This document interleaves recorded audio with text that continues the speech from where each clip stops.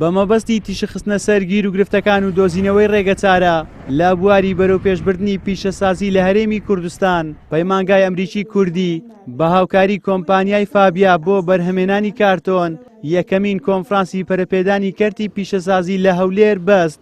سەرۆکی ئینستیتیوتی ئابووری ئەمریکی کوردیش دەڵێت دەمانەوێت لە ڕێگەی ئەم کۆنفرانسەوە لایەنی پەیوەندیدار لە مەترسیەکانی پشتگوێخستنیە و کەرتە ئاگادار بکەینەوە و ڕێگەچارەکانیش بخەینە ڕوو.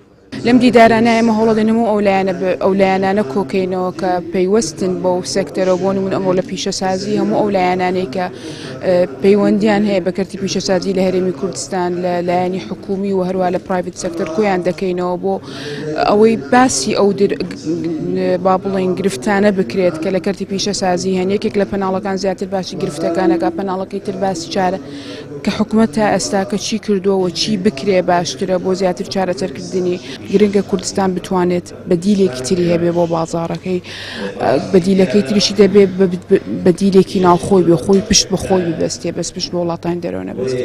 لای خۆیەوە بەڕێوەبەری جێبەجێکاری کۆمپانیای فابیا ئاماژە بۆ ئەوە دەکات کۆمپانیاکەیان لە توانایدایە بە کواڵێتێکی بەرز و نرخێکی هەرزان تەواوی خواستەکانی هەرێم لە بواری کارتۆندا پڕ بکاتەوە.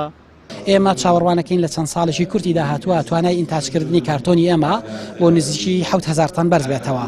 ئێمە دەتوانین بە دڵنیاییەوە کۆمپانیای فابیا دەتوانێت هەموو پێداویستەکانی کارتۆن لە هەرێمی کوردستانە دابین بکات و ئێستاکەش بەشێکی گەورە لە فرۆشمان ئەچێتە هەر 90 پارێزگاکەی عێراقەوە واتە دەچێتە 15 پارێزگای خواروی عێراقەوە شێوەیەک ڕەنگێک بەکارڕاهێنین غەیرە ئاوی بێت. هەموو ڕەنگەکانی ئێمە ئەو ڕەنگانن کە بە ئاو کار دەکەن کە ئەمە سەلامەتترین جۆری ئەو ڕەنگانن لە دنیا بەکاردێت و خاڵی دووهەمیان ئێمە بە هیچ شێوەیە کاڵای خراپ مەوادی ئەوەلی خراپ لە هیچ کۆمپانیایکی دەرەشی ناهێنین. خاڵی سێمیانێژێکی دیکە لە ئەخلاقاتی کارکردنمان ئەوەیە تەنانەت مامەڵەی گواستنەوەی کاڵاکانمان بە ئۆتۆمبیلێک ناکەین سەلامەتی ژینگەی نەپاراست بێت.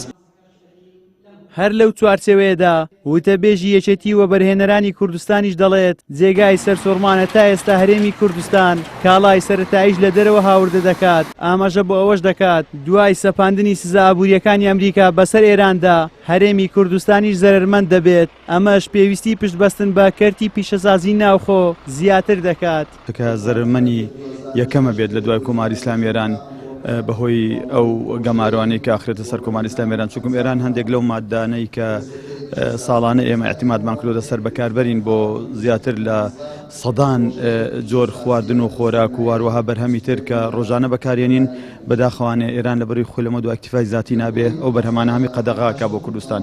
بەشێکی تری قێرانەکان ئەوەی مانگی سێ زۆر خەتەرە کە لەسەر ئێرانەگاتەوە ئاستەی تەنانەت احتیمالی زۆرە خاڵە سنوورەکانی هەرێمی کوردستانیش دابخرێ ئەو کاتێ ئێمە بێ پەنابەرین بۆ بەرهەمەکانی وڵاتانی تر بەڵام گرانی گەورە لە کوردستانە ڕوەدات. هەندێشت هەیە جێگای سەرسوڕمانە تاوەکو سەجەمە لە دەرەوەی هێنین جێگای سەرسوڕمانە ئێمە احتیمادمان کردوتە سەر بازاری دەرەوە ئەگەر بەڕاستی کەرتی کشت و کاڵ و پیشەسازی هەرێم نەبوژێنینەوانە ئێمە لە داهاتوە تووشی کێشابین. دەیان ساڵە لە هەرێمی کوردستان جگە لە سێکتەری نەوت کە داهاتی خێرا و کاشی هەیە نەویستراوە پشت بە سێکتەری دیکە ببەسترێ و کاریشی بۆ نەکراوە. ئەمە لە کاتێکدایە کەرتەکانی پیشەسازی و کشت و کاڵیش دەتوانن ڕۆڵێکی باش لە پەرەپێدانی ژێرخانی ئابووری هەرێمدا ببینن بەڵام ئەو بوارەیان بۆ نەڕەخسێنراوە. هەر بۆیە لەگەڵ هەر پێشاتێکی سیاسی و سروشتی چاوەڕوان نەکراودا هەرێمی کوردستان زۆرترین پشتی زیانی بەردەکەوێ و حکوومەت و خەڵکیش بەجارێ ئەژنۆیان دەشتێ. زریان سدیق کەناڵی ئاسمانی پەیام هەولێر.